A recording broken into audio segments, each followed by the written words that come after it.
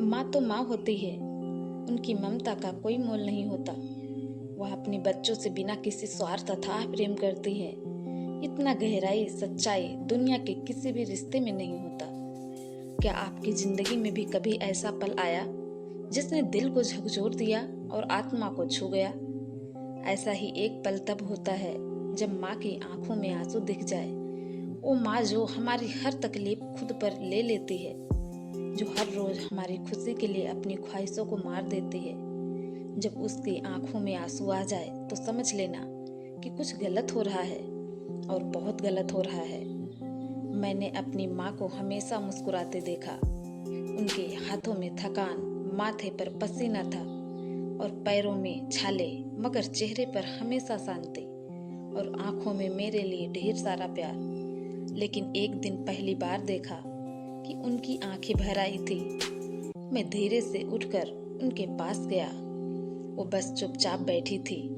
हाथ में मेरा बचपन का पुराना मॉकशीट था। मैंने मुस्कुराकर कहा, माँ, अब इतने पुराने कागज में क्या रखा है? वो हल्का सा मुस्कुराई और कहा, बेटे, मैं यही देख रही हूँ कि बचपन में हम तुम्हें सुबह शाम बैठा कर पढ़ाया करते थे ताकि तू क्लास में नंबर 1 रहे, आगे चलकर एक अच्छा इंसान बने। तो उस वक्त हर बार फर्स्ट आता था और अब तुझे एक फोन भी करना भारी लगता है।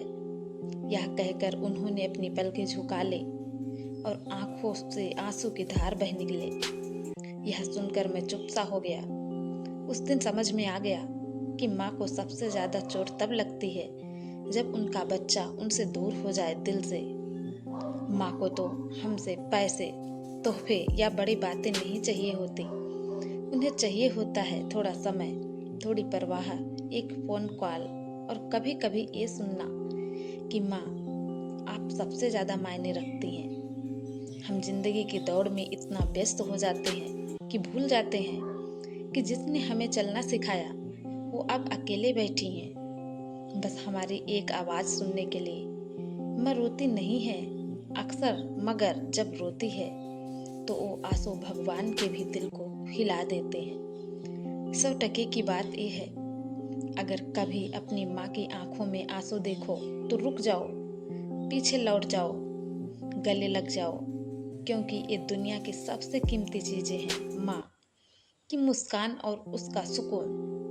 बाकी सब दौलत, कामयाबी, शोहरत, ये सब कुछ भी नहीं जब माँ की आंखें नम हो।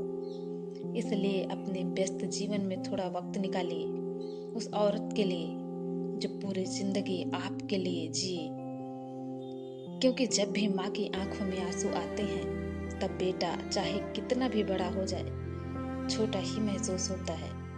दोस्तों, आपको यह कहानी कैसे लगी कमेंट बॉक्स में जरूर बताएं।